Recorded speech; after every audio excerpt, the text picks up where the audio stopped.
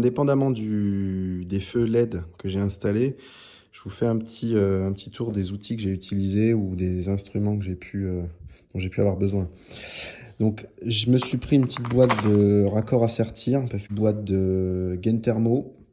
Alors, évidemment, avec tout ça, il faudra une petite pince à dénuder, le briquet qui va bien ou un sèche-cheveux si vous avez une prise à distance. Ça, c'est ce que j'ai utilisé comme tige. En fait, c'est un câble rigide, qui peut se rigidifier. Donc, je l'ai utilisé comme office de tige pour faire passer mon plus du compartiment batterie vers l'avant du scooter.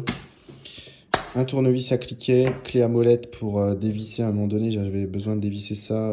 Il y avait une masse qui était prête à être utilisée, donc je me suis repiqué dessus. Une visseuse, pas nécessairement obligatoire. Alors, je vous conseille d'avoir une tige, un embout assez long parce que les vis sont pas toutes accessibles. Pince coupante. J'ai aussi trouvé ce truc-là qui permet de rassembler les câbles entre eux. Donc, c'est de la gaine.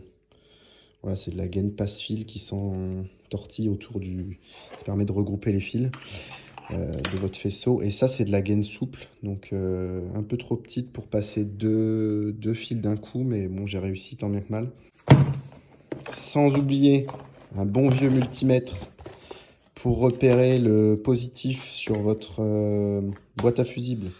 Alors, pour ce qui est de l'interrupteur, on a ici le on-off, donc allumage et extinction des feux, et ici on a le changement de mode qui est un petit peu moins accessible, mais normalement vous n'en avez pas besoin tous les jours, et le tout a été fixé avec des colsons, des colliers de serrage.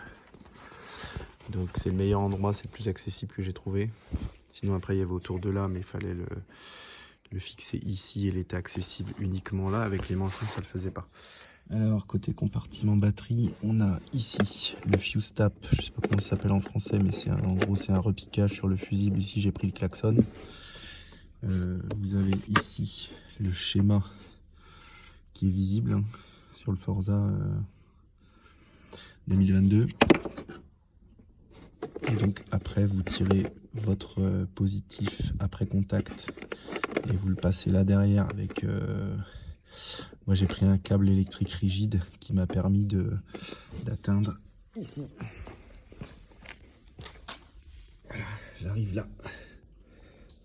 J'arrive ici. Alors l'inconvénient c'est qu'une fois qu'on a mis ça, ça ne ferme plus. Enfin le petit capot ne ferme plus. La seule solution ça serait d'arracher tous ces trucs là, mais moi je ne l'ai pas encore fait, donc on verra bien à l'usage. Donc j'arrive pas à remettre le petit capuchon, malheureusement, du fait de la surépaisseur du repiquage fusible. Voilà ce que ça donne une fois fixé.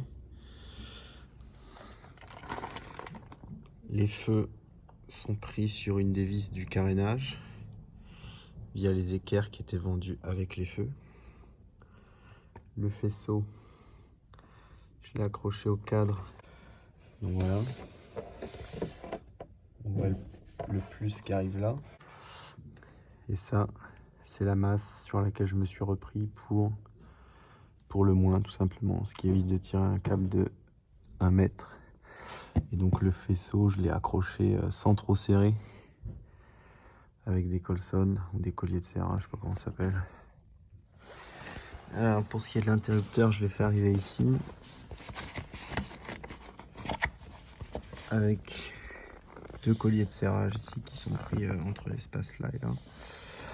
Donc en fait ça rend accessible facilement le bouton d'allumage et un peu moins facilement le bouton de changement de mode, mais en théorie vous n'en avez pas besoin tous les jours.